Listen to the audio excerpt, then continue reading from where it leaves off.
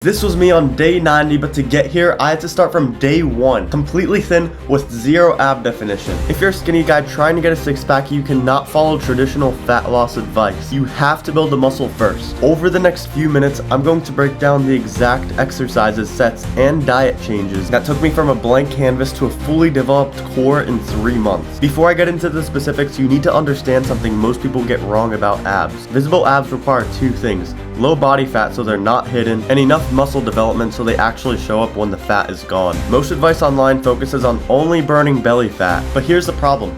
You cannot spot or reduce fat. No amount of crunches is going to pull fat off your stomach. The research is clear on this.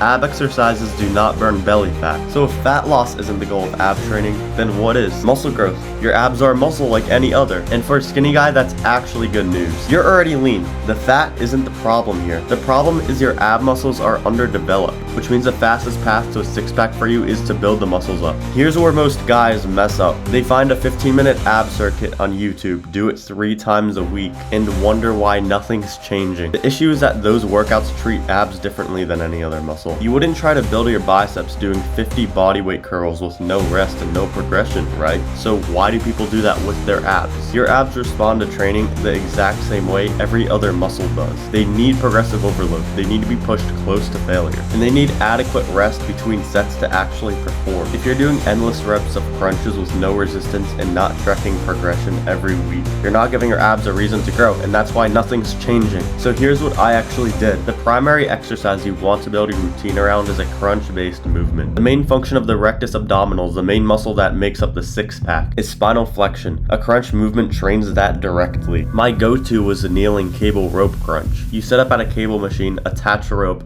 kneel down, and crunch your elbows toward your knees. What makes this exercise great is that it keeps constant tension on the abs throughout the entire range of motion. And you can add weight every week. That's progressive overload. If you don't have a cable machine, a machine crunch or a weighted crunch on a decline bench works just as well. The second movement I added was knee raises, and this is different from a leg raise. A leg raise keeps the spine straight, which doesn't flex your spine much. A knee raise brings your knees toward your chest, which is actual spinal flexion, the same movement your abs are designed to do. That's what makes it effective. The knee raise also targets more of the lower abdominals, a muscle that most people don't have. It's easier for most people to develop the top 2 portion of the abs, but the bottom portion of the abs, you really want that knee raise to develop the bottom abs. So you want to have both for full ab development. For sets and reps, 2 sets per exercise. The rep range doesn't need to be specific. Anywhere from 4 to 20 plus reps can build muscle as long as you're taking each set close to failure or to failure for your last set. That's what drives growth, not the specific number on the rep counter. And actually the most important thing is that every set ends close to failure. 0 to 1 reps left in the tank on average. If you finish a set and feel like you could easily do 5 more, the weight is too light or the exercise is too easy. You didn't push hard enough. Rest times vary between individuals, but at least a full minute between sets will give you the best performance. Rest long enough so you can actually recover so you can start on the next set. I usually rest about 1 to 2 minutes. Most people rush through ab work and wonder why their performance drops off. And every single week, try to beat what you did the previous week. More weight or more reps. That's progressive overload. That's what builds muscle. And for this, I would recommend writing down in the notes app the exercises, obviously. We went over the crunch and the knee raise. You're going to write those down. You're going to write down how many reps you're doing and what the weight is. Obviously, you do 2 sets. So you don't forget what you're doing, and you can write it down every week and strive to beat those numbers. You beating those numbers every week is what builds muscle. Strength is literally correlated with hypertrophy. Now let me talk about diet, because this part is different if you're skinny than everyone else. If you're already lean, you do not need to cut calories to get abs. You're not hiding them under fat.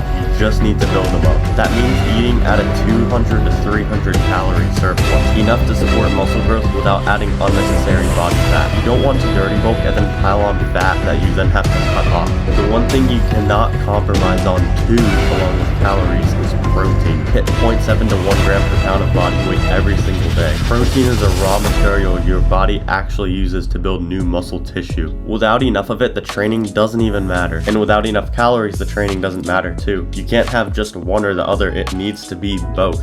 And it's actually weekly calories and protein, so if you don't eat enough one day, no worries, just eat more the next day. Say you need at least 3,200 calories every day to grow. You do that times 7, so 3,200 times 7 days in the week. That's 22,400 calories every week that you need to eat, so just make sure you're hitting that goal. But it is easier to track daily. If you ever mess up, again, just adjust and eat more the next day. And if you are successfully progressively overloading every week, that most definitely means that you're eating enough, therefore you're gaining muscle. That's the whole system. 2 direct ab exercises trained with progressive overload close to failure twice per week. Enough protein, enough food to support growth without adding fat. It's not complicated. Most people just don't actually do it consistently. If you found this helpful, subscribe down below. I post evidence-based content like this every week with zero BS.